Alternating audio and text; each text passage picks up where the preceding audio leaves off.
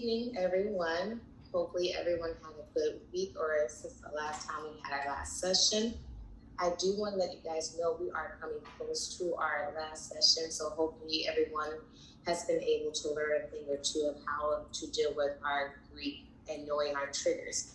I just want to remind everyone once more this is a closed group, so everything that is mentioned here will stay here unless it is to bring harm to yourself or others, then I am mandated to report that. And I'm sure we all understood that. We're still here, and we've all been doing a good job at following that confidentiality statement. However, I do want to piggyback on some things that we learned over the week, the last couple of sessions, in regards to grief and how we had been able to move on. Last time I asked, or a few times ago, I asked how have we been able to deal with the special person that we did lose, and I do want to start off and trying to get more in depth of that. So I want everyone to take a moment to themselves, try to close their eyes a little minute, think of a good memory you have with the person that you lost. I'm going to give you a couple of seconds to think of that while your eyes are closed. Just think of if you could call them one more time, just to let them know how you're doing, to how you feel, to what they miss. What would that phone call be like? You give a couple of seconds. And I'm just going to call on someone random. Let's start off with you, Natasha. You can go ahead.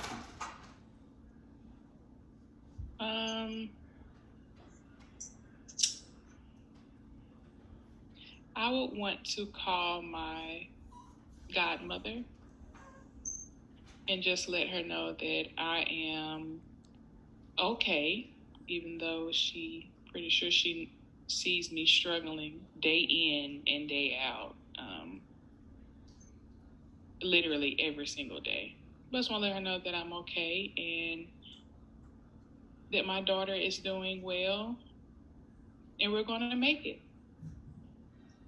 I do appreciate you for sharing that, and I do want to applaud you for being vulnerable enough to share that with the class, because it takes a lot of courage to admit to, although you've been with us a few weeks, you're still getting to know us, just to admit that you're struggling and you still have your days. So that shows courage.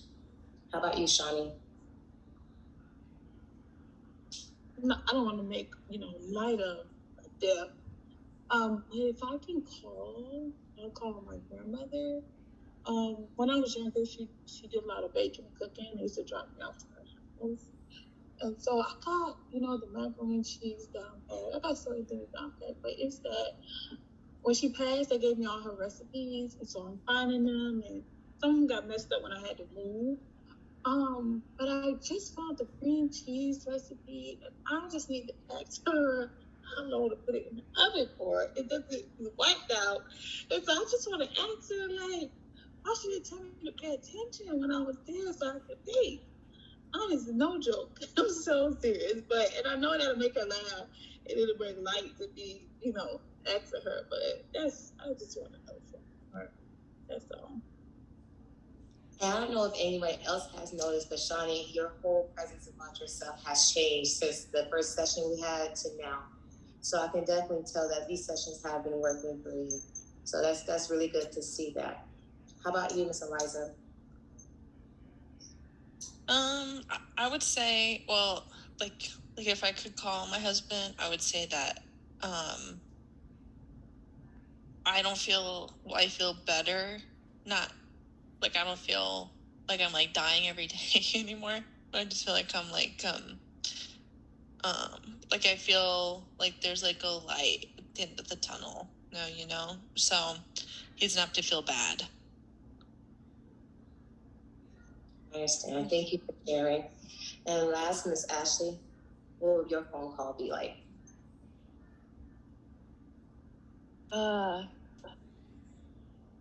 It would probably be a lot of direction for my life, and a lot of praise for everything that I've been doing. I feel like I wouldn't really get a word in, but that was kind of the best part, that they just wanted to make sure that I knew how proud they were of me. So, yeah, I feel like I'd want to tell them how proud I am of them. That would be, I wish I could have done that. Thank you for sharing. You did mention needing direction. Do anyone else in the group feel like they're still needing some kind of direction, or do you believe that you see the direction yourself now that they're no longer here? Like, you know, so for example, my grandma, she would have told me to do this. So having her voice in my head, I know what to do versus her telling me what to do, if that makes any sense. Do anyone feel the same way as Ashley do as far as needing some direction? And I'm gonna open it up to the floor so anyone can answer.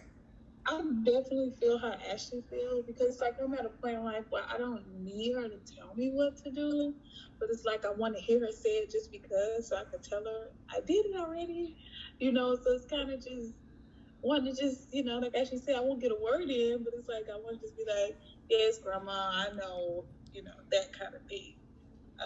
Being in the group just helped me kind of get over that part, but you just still hear their voice a little bit.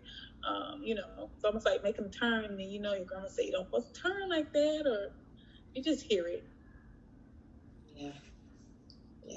Anyone else care to share or to make a comment on Miss Ashley's phone call? I agree as well. My godmother, she always said that my first child was going to be a girl. And I always told her, no, it's going to be a boy. Like, I'm not girly at all. I don't know how to teach a girl how to be a girl.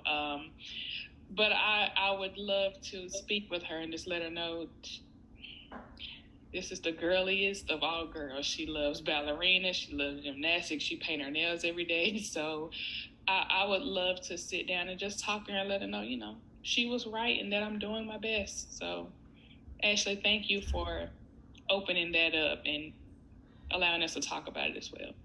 It means a lot. Of course, Steph, of course. Do you see any resemblance of your daughter with your godmom? As far as, like, I know that's your godmom, but did your daughter remind you of her at all?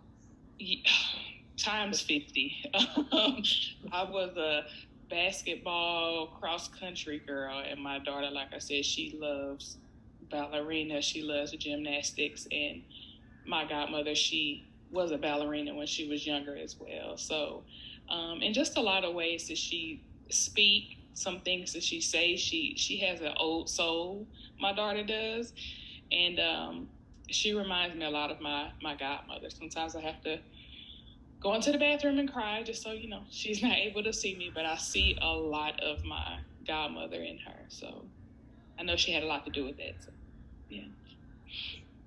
And as we move on, I know grief can still continue to be hard. There's no expiration date on when you guys should stop feeling some type of way. So I do want to deeply applaud you guys one more time for opening up and sharing those moments, because those are very sacred, and it takes a lot to want to share that amongst people that we're still getting to know, as I've mentioned. If I can ask you guys, what is the biggest question you have in this moment about grief or loss in your life right now that has taken place? Do you guys have any questions about it? Any guilt or confusion about grief or loss? After this group, I'm definitely just gonna wonder, should I really be sad? You know, because I'm sad that my loved one is not here, but maybe they were tired, you know, or maybe I shouldn't, maybe, you know, we live to die. And so once you come to the realization that it may or may not happen, I'm trying to just shift from being sad, because what it does to me with my time here on earth is it make my time sad. And then when I think about my loved one, I know one thing they would say if I talk to them is, pick your head up, you know, I'm okay. And so that's the only question I have.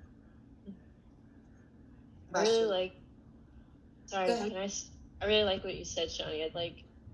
I feel like I want to be sad. I am sad, but I feel like they wouldn't want me to be sad. Like, they'd be like, why are you crying? like I lived I don't know. I would hope that they would think they lived a good life, and they're like, don't waste your time with that. Like, just just do what you need to. I don't know. Pick your head up. Right, live, right, because they probably like I live, so yeah. And I want to stay on what you and Ashley said, Shawnee, as far as should I feel sad? When at any moment would you guys feel start feeling that, whether or not you should feel sad? And this is open to anyone, but I definitely want to stay on that for a minute. I feel sad like all the time, but it doesn't feel as like soul crushing anymore. So honestly, being sad isn't really like wondering if I should be sad isn't really like a big concern for me at the moment. But I feel like from like losing, pets and stuff, I think you just gotta like allow like everything, so like it's okay to be sad, and it's okay to like be happy, and like it's okay to talk about them too. You don't always have to talk about the sad parts of whatever happened to them, because there's a lot of good memories too. Yeah. I agree. And one thing from this group that I have learned is when I am sad, I try to think of a good memory and something that makes me laugh. Because if not, I will sit in that sadness all day long. So one thing I do try to incorporate when I am sad, I think about something that makes me happy or make me laugh, so that I'm able, to continue to process this grief and continue to live. So it's one thing that I do when I am sad. Thank you for sharing, Natasha. And that actually brings me to the next question. What are the coping skills that you guys have identified since coming to these sessions? What is something that helps you get through those moments of feeling sadness or loneliness? I mean, you all can see my dog. I feel like he knows when I'm sad. Cuddles, I guess. Okay. I was going to add staying busy, but not too busy. Because if I stay focused on what I'm doing, then I won't focus on anything. That's that.